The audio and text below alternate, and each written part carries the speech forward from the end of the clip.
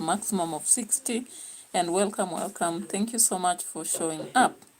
So of course there is a lot of drama or theatrics happening in Murima, and we've talked about it, but we'll keep talking about it because it is here to stay until the 10 days camping process goes down. Now we have had a lot of panic from the government currently, and that is causing so many things to happen in MBEERE and MALAVA. Now today there was a meeting, which is Friday, there was a meeting at MALAVA, and during that meeting we actually saw the police being sent away by the citizen. Now what does that mean actually? Of course, when this happened, it means that they are trying to communicate a message to the president for 2027. And what should he do? So unless he actually works out on his promises, giving new promises does not help. If I were him, I would actually work on what has not been done first before I give new promises. Because now the gauge goes higher, right? If you promise a child a sweet, the next time you go there and they demand for it, don't promise them a cake. Just make on how you can present the sweet and forget about the cake. The cake can actually come another time when it is everything is cool. So I don't know whether it is the advisory team or whether it's the president himself or is it Farouk and Sudi. I'm not so clear about the incidents that is happening in the house. So checking out there, I checked on a lot of videos in relation to the drama in MBEERE and MALAVA, and what I saw was actually funny at the same time, engaging, right? So let's check on some of this. My work is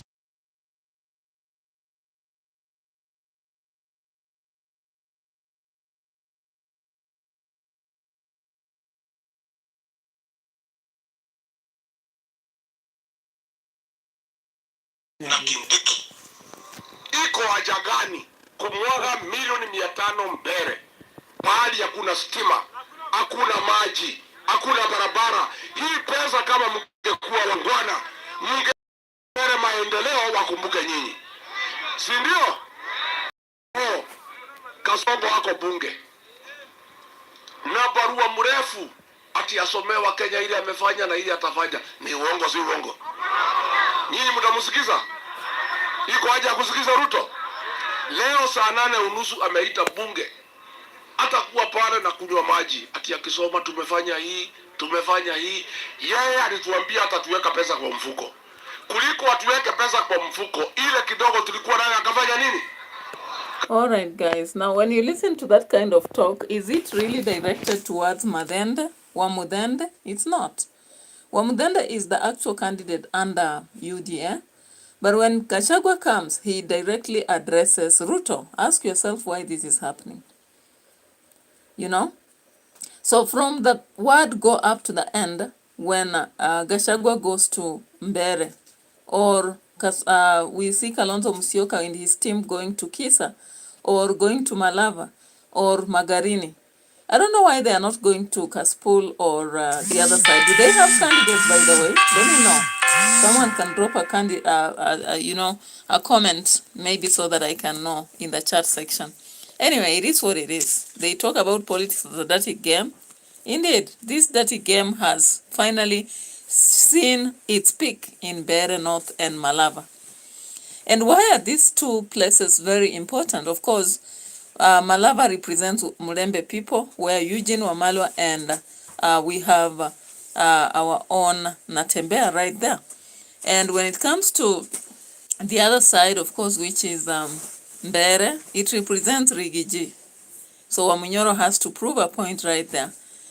And of course, those are the key places, because when you go to Coast Magarini, there is no one specifically fighting for that place. In fact, we can't see the governor anywhere. We've not seen the senators. Even if they are campaigning, they are not really doing it aggressively. So this is why I'm calling it the theatrics or the dramas of MBEERE and MALAVA. And I want to go down it as we analyze slowly by slowly. Please feel free to drop comments, but not abusive ones, because remember, We are just here for a time, you know. We always talk about season and reasons. We are here for a season, for a reason. Everything has its season and reason, right? So yeah, so let's go on and listen to this. And I want you to check on the kind of messages. And I would also want to know, do we have some groups actually targeting just to be pro-Gachagua while others are pro-government? That's another question I'll put to you, because I've been watching a lot of channels actually, and some seem to be pro some people. I don't know. And do you think possibly the presentation the president gave the other day about what he has done and what he will do was wrong? Or do you think he was actually being truthful? From some of the analysis that have been done, one of the things that have been said to be factual is the fact about hiring teachers. But I'm just wondering, people, even though that was the promise, we shouldn't be surprised when teachers are hired, because remember, the system changed, and automatically with the system changing, they required those JSS teachers. And if you look at the data, the more teachers who have been hired are JSS. Now, next year, of course, they don't need a lot of teachers in high school. Why? There are now 3 classes instead of 4. Actually, the grade 10 are coming for grade 10, 11, 12, pop, and they are gone. Even though parents had been complaining they had taken a lot of years in primary section, or rather JSS, that's a new norm, right? And of course, for us to be used to this new norm, it will take years, maybe even 10 years for us to come to terms with it. So it is what it is. Let's get to see this. Kasongo ende asiende. Wewe Kasongo hujui watu ya MBEERE. Wewe Kasongo hujui wa MBEERE. Tarehe 27 ikifika saa 6 usiku utajua watu ya MBEERE ni akina nani. Neguo. Nemukamonia. Wangapi watafundisha Kasongo adabu? Na wewe Karinda umesubua watu ya MBEERE. Tangu uchaguliwe governor hakuna kazi umefanya hapa MBEERE. Unachukia watu ya MBEERE. Ati kazi yako kwanza hapa MBEERE tangu uchaguliwe governor ni kuleta Muthende ati akuwe MP. Hiyo ndio kazi ya kwanza. Kuna kazi nyingine Karinda umefanya hapa? Kwa hiyo narutete wako.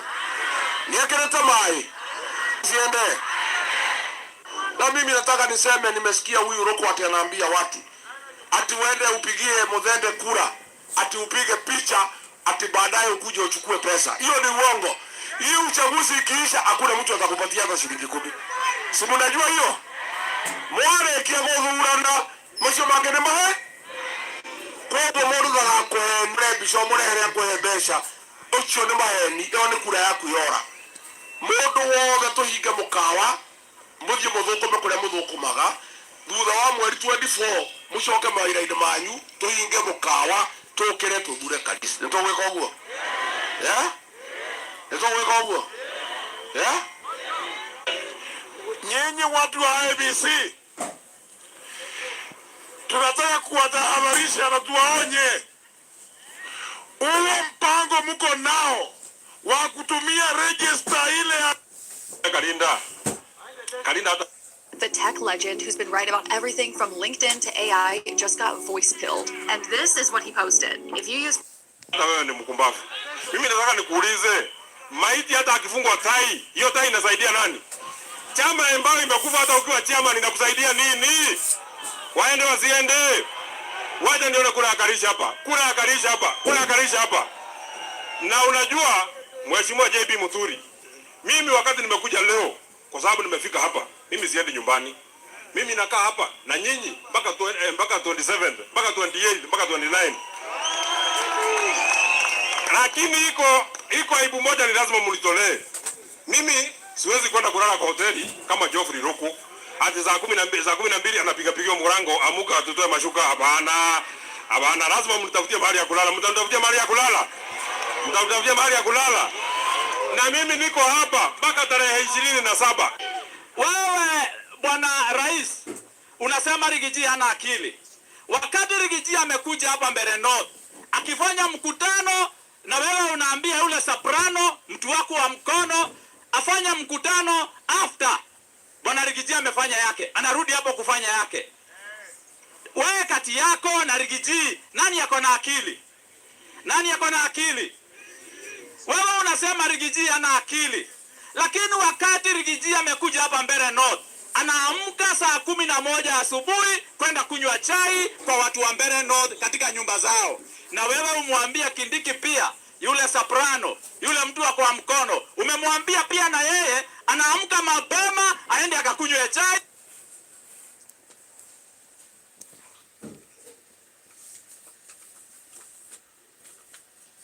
Now guys, I just want us to see whether this is fact or fiction.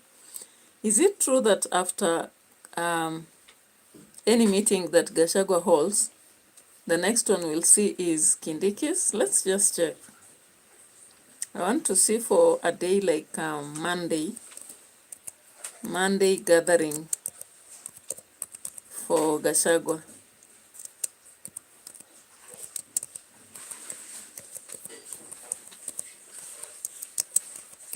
How true is it what this guy is saying? So let's see Monday gathering for Gachagua at so Monday, what was there?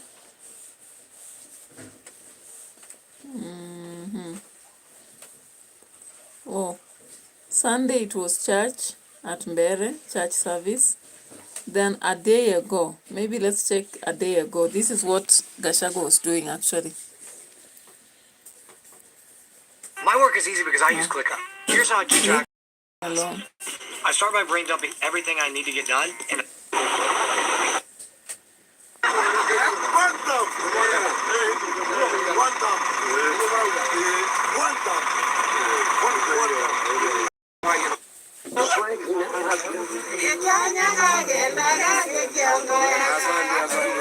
tunahitaji mbunge ya upinzani kwa sababu mbunge wa serikali hawezi tetea, si ndio?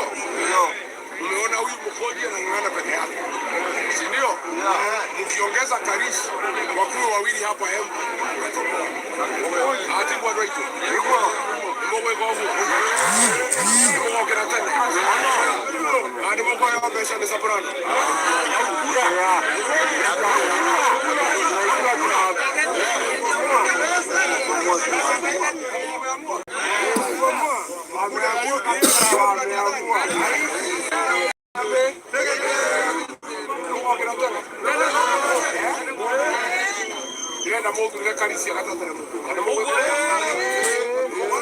All right, so that was on Monday.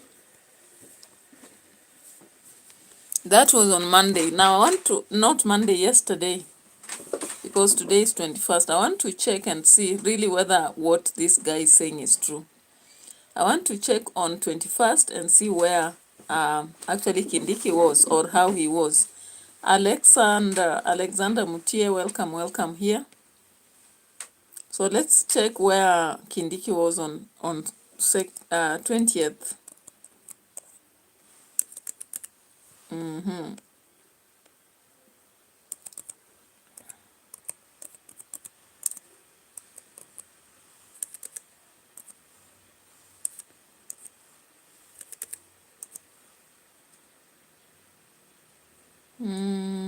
Campaign on 20th November. Yeah, I'm just checking for facts to see this theatrical aspect. November.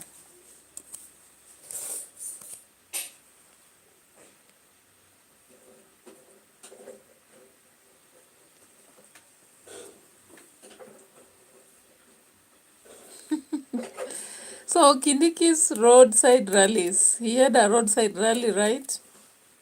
Let me check.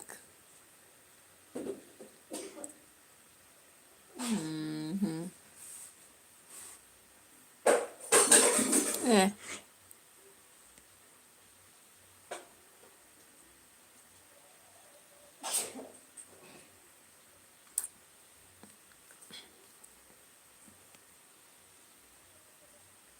So let's check on this. Let's talk about politics now and the political rivalry between MBEERE party. Haujatuwekea maji, haujajenga kanisa. Yeah, saa hii unakuja unatuambia ati wewe kiongozi wa nani? Waende asiende, waende wasiende. Mimi nilitangazia nyinyi, tumefungua hoteli ya Kasongo na Soprano na Roko na Karinda na Mudhende, alafu hoteli tumefunga sasa. Sasa tulikusema ndovu hawezi zikwa na nini na pembe. Both camps are pointing fingers over alleged plans to incite violence during the by. All right. So that is the one fact. Now I want to check on another fact somewhere. Of course, I got this leakage from somewhere on David Wafula when he got some information about what is happening. And let's just see this. Right here. Kuja na slogan ya campaign wa Mudhende candidate wetu. Haya, barabara wa Mudhende.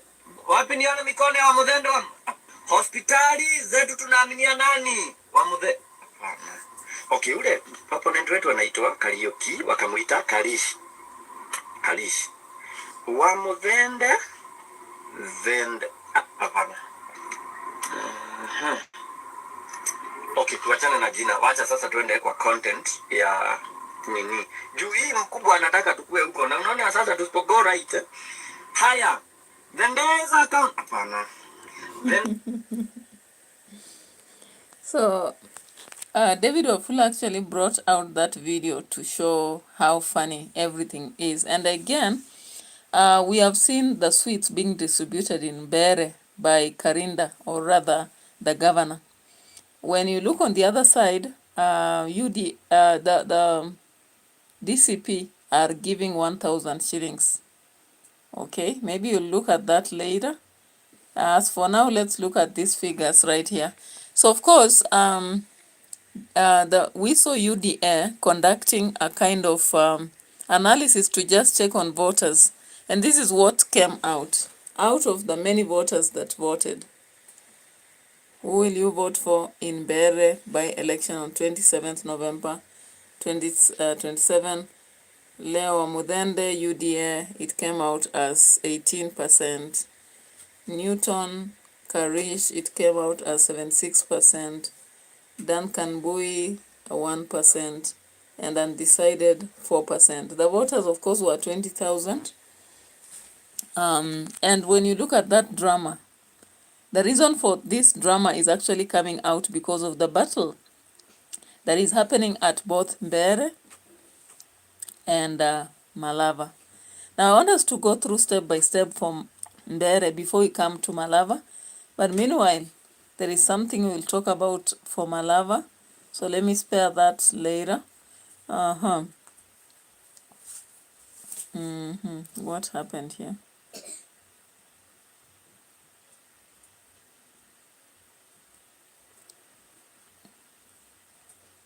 So today again, we had a whole speech given by Gachagua. Let's hear what he said, and then we'll listen also to what Kindiki said, because we are doing a comparative analysis here now.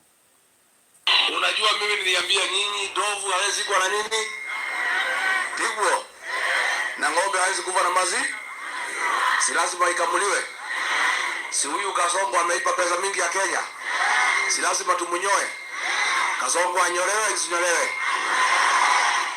Watu ya Karabali mlinyoa Kasongo. Alikuwa ametuma ile mtu yake anaitwa Soprano.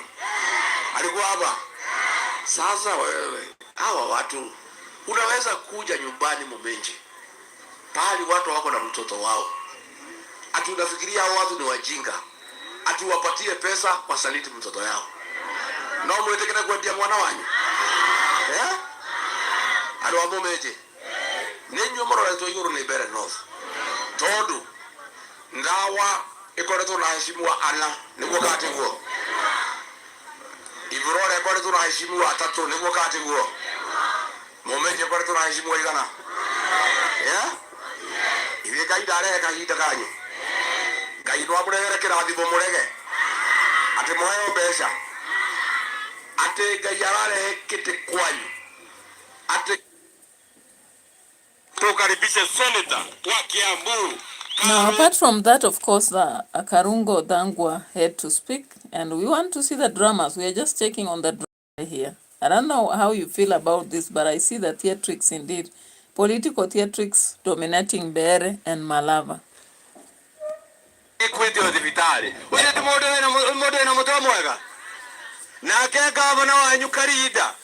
Mwamwera ate gotire nda thibitari arathiuruka na thiti cia lollipop waiga ni urari one mutwe akunengera lollipop mayao wamwira bara ito tijaga akwira thio kimumunyaga ka wahingo ndukuigwa ruo suri mwana jana ite duona andu acio matireciria wega mucera na mukondo mucera na mukondo mucera na muthende na wale ambao wanatembea na huyo kijana Muthende, ulisikia huyu soprano ni wame kuile ila anaugiri aterere na ale na wanaume na alikuwa anaambia kiongozi ati usicheze na mimi nitakuvua nguo. Ulisikia akisema hivyo? Unawezaje ambia mwanaume mwenzako utamvua nguo? None todo muzera na mukondo muzera na Muthende. Ndio maana naambia wanaume wengine watawavua nguo. Na ndio maana nawaomba nyinyi watu wa Riando, watu wa MBEERE North, mani muthure mundu ina ritwa rikuheithia MBEERE North gitio gitiguo. Tuko na kiongozi wetu hapa JB Muturi. Mwana wa Romero thirie muno. Ano kuona ke na kivuki nene. Ngera mundu uri arenda kukauneka mugongo kane munyite njera. Na muizaje ranga ndavu mutia muthurire riu nake arari mwana wiro aratha muthuri wa mujumbe aregwe wira kuvuga ni Kasongo ni mwega riu ri nie twina kivu twauga hapana agikura ruko aumite ndawa no akirega katwara kiregire tolo la kiregire yetegeke natwe tena ke tumete ko oria furore twauga arome.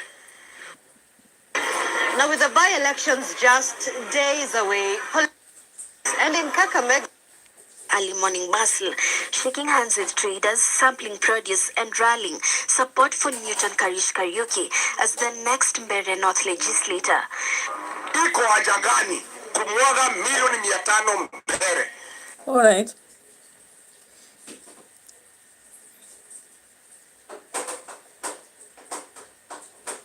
Now that is the theatrics of MBEERE. How do you see this? It's just funny sitting down as a citizen watching how the leaders are now battling. Literally now the candidates have turned into, Ruto versus Gachagua, or rather Kindiki versus Gachagua, VP retired, VP current, or Ruku versus Mudeu, or JB versus the other. So actually it becomes a very funny, fierce battle as speeches come out to destroy some of the leaders. Now let's get to MALAVA. Actually, MALAVA is another by-election zone that is creating a lot of theatrics that we will watch for some time and keep laughing at it. Now, let's look at this, for example.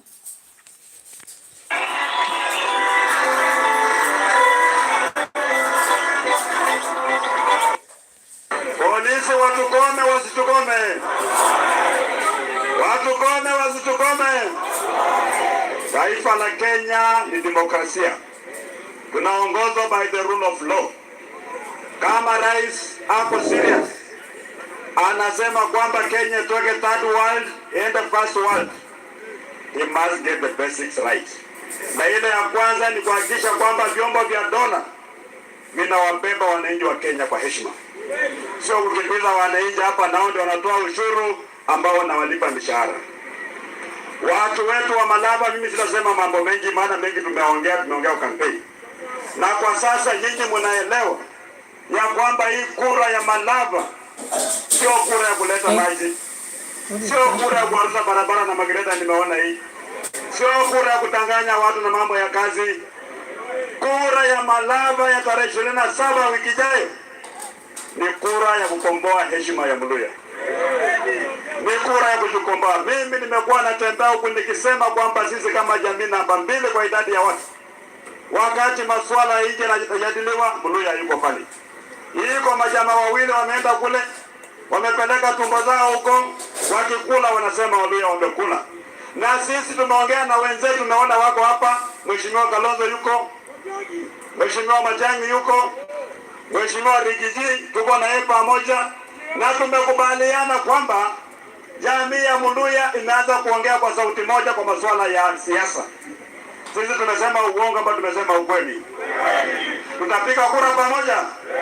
Maana tusipopiga kura pamoja, hata hii urais ambayo tunatafuta, au wenzetu watasema Western ni mahali ya kila mtu kwenda kujitafutia, wenyewe watakuja kujitafutia. Sisi tutakuwa kama jamaa la ndio bure na kabisa.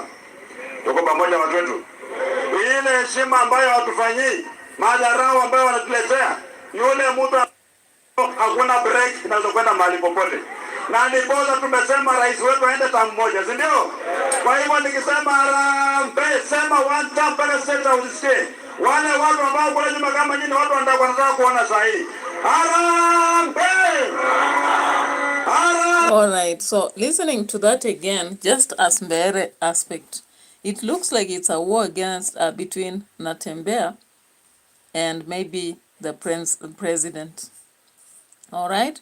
And I don't know what will happen actually, but we are looking into it and we are hoping that the leaders who are being selected actually should be the ones to serve the citizens. Thank you so much for the likes. I can see likes right there. And as we continue actually growing this channel, I'll expect or rather encourage you to keep subscribing and also liking the videos. Thank you so much for that. Now, when you look at that, actually Natembeya is trying to prove a point right here. Big King Tari, welcome. Thank you so much. Alongside Alexandra Mutia, thank you. Welcome in the house. So when you look at what happened at MALAVA, actually the police came. They were ready to send away people, something that had been insinuated earlier. And of course, Panyako had revealed about the goons. And it happened that the citizens rejected that. And they sent away the police.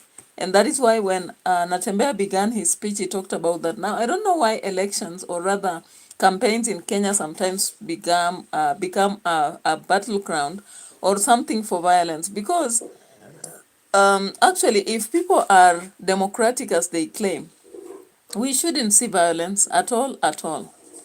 People can challenge each other and as much as they can orally. But when it comes to physical, I think it's wrong, right? Now let's listen to Cleophas Malala and what he said, then we'll be coming to listen to Matiang'i and many others. Just for the theatrics story.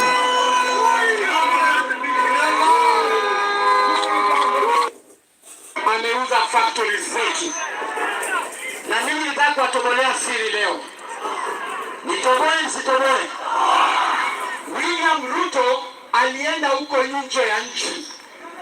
Akachukua muhindi, akachukua mtoto wake na ndugu yake mmoja, wakafungua kampuni na huyo muhindi. Akarudi hapa Kenya, akasema kwamba anataka kuuzia muhindi kampuni ya Nzoia. Kumbe hiyo kampuni sio muhindi anauzia, ni anajiuzia kupitia mtoto wake na ndugu yake. Tunavyoongea sasa hivi, William Ruto yeye ndio amenunua Nzoia na yeye ndio amenunua Mumias Sugar. Tunavyoongea sasa hivi, William Ruto hana haja na ile machine ya Nzoia. Ile kitu William Ruto ako haja nayo ni ile shamba ya nucleus ya Nzoia na shamba ya nucleus ya Mumias. Tunavyoongea sasa hivi, William Ruto amechukua 24,000 acres ya Mumias Sugar Company. William Ruto kupitia mtoto wake amechukua 42,000 acres ya Nzoia Sugar Company. Juzi mumesikia William Ruto ametuma bibi yake Mama Rachel Ruto akuja achukue hapa shamba ekari 7,200 ati hapa kwa nini, kwa forest, ati Mama Ruto atusaidie kupanda miti. Kwani hiyo Waluya hamjui kupanda miti. Ruto anataka kujenga hapa kwa forest yetu hoteli yake. Karibu. Zangu wengine viongozi tumeandamana nao hapa, wameona akina Onyonga na wengine, Mheshimiwa Magara kuja hapa kumpigia debe na kusupport ndugu yetu Seth Banyako. Mimi namjua, tumejuana na yeye wakati tulikuwa kwa serikali. Yeye alikuwa kiongozi wa wafanyakazi na tulikimbishana kidogo, hakika tuseme, kwa sababu yeye ni mtetezi halisi na mtetezi hakika wa wafanyakazi wa Kenya. Kwa hivyo ninaamini hakika kwamba akipata uongozi huu atasaidia pakubwa kuhakikisha kwamba anatetea maslahi ya wananchi na maslahi ya wafanyakazi wa Kenya wote. Namba 2, wananchi, haya mambo yote tunafanya hapa sio sarakasi, kwa sababu wakati wa uchaguzi wa mwaka wa 2022 watu walizunguka Kenya hii yote wakiambia story, kupiga story huko, kusema mambo mingi, bottom up, what not. Sasa wakaingia kwa serikali. Sasa hiyo story imeisha. Mumeona hiyo maneno ya bottom up mahali. Sasa imekuwa up bottom. Wakubwa ndio wanapora nchi, ndio wanakula, ndio wamechukua mashamba yenu hapa ya miwa. Sasa wao wanajitajirisha. Kwa hakika walituambia pesa mfukoni, lakini hawakusema ni mfuko gani. Kumbe ni mfuko yao, ilikuwa wanataka ingie. Kwa hivyo sasa tumefika wakati uchaguzi huu, vile wenzangu wamesema, itakuwa step ya kwanza, hatua ya kwanza kuonyesha kwamba tumeungana sisi wote wa Kenya, tunataka mabadiliko katika jamhuri yetu tukufu ya. All right, so of course, for the first time, I now saw Matiang'i walking alongside this team of the United Opposition. For a long time, we have been asking ourselves whether Jubilee will be part of the United Opposition. Now, finally, Malava becomes a ground for unity between Matiang'i and other members who already joined the United Opposition. Now, guys, what do you think about this? Because I'm looking at everything and I'm saying, okay, these people are pointing out the ills of the government or ills of leaders. What is their plan? Actually, they need to sit down and tell us what are they going to do for the nation. Because we have heard a lot about what has not been done. But what has to be done, or what are they going to do? That's my question. And that is why actually I entitled this video Theatrics, because there are a lot of theater aspects going on every day, you know, and we've seen a lot of that. But it's high time now they tell us what they'll do, so that as we keep listening to them, we laugh at some things, but we learn about what they'll do and also hold them accountable. There is no way you can hold accountable somebody on the ground that they promised to remove one term. Because of course, automatically they'll remove, then what? So they'll tell you my achievement I removed. So it's a moment actually citizens should be very careful as we are being promised. The next thing we should press for is that we get to see these people telling us what they'll have to do for us. Now, Farouk Kibet has actually been in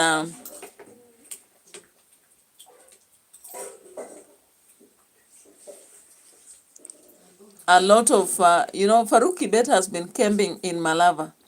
And so many people have been against that, including Khalwade and Eugene Wamalwa. Let's listen to what Eugene Wamalwa said here. Sababu ya masaa Malava, ujue tulikuwa na kiongozi Kakamega hii, alikuwa anaitwa Martin Shikuku. Hapa juzi nimekuja mkawa mwenye na maandikisha siasa tu. Wewe sawa, unakumbuka? Sasa mmenifunza nijaribu kidogo. Mimi nimetoka Mlima Kenya, tumekuwa na ndugu yetu Rigiji kule MBEERE North, na JB Muturi na Lituri na Mheshimiwa Kalonzo na kijana wetu Kileo Malala. Kule Mlima Kenya wamesema tarehe 27, siku 6 zijazo, wanaenda kupiga kura kumchagua jamaa anaitwa Karis wa United Opposition. Wamesema Mudende na Kasongo pia boss wapi? Nyumbani. Wamesema kule ni one term. Na wakanituma nikifika hapa nyumbani sababu wamesikia Faruk Kibet anaishi siku hizi sijui kona gani hapa. Anaishi hapa. Wewe Faruk, nimetumwa na kijiji kutoka Mlima Kenya na wamesema tarehe 27 Alhamisi ijayo wewe na Kasongo na Mudende mnaenda nyumbani na kule mlima ni one.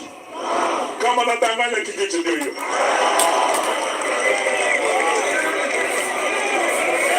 Nimetoka Mlima Kenya tukaelekea Bahari Hindi, Kilifi County, Magarini.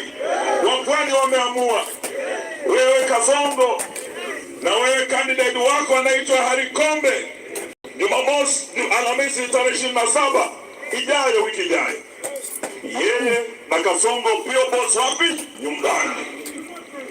Pwani wanatupa kijana anaitwa Stanley Karisa Kenga wa United Opposition. Pwani wamenituma na kijiji hiki nipewe Faruk avuke Kipkaren arudi kwao apelekee Kasongo, anamwambia Kasongo one. All right. So that is how much we've seen the politics of Malava, and I beg to live, and hoping for the best anyway. Peace is more important also. Bye bye. Bundles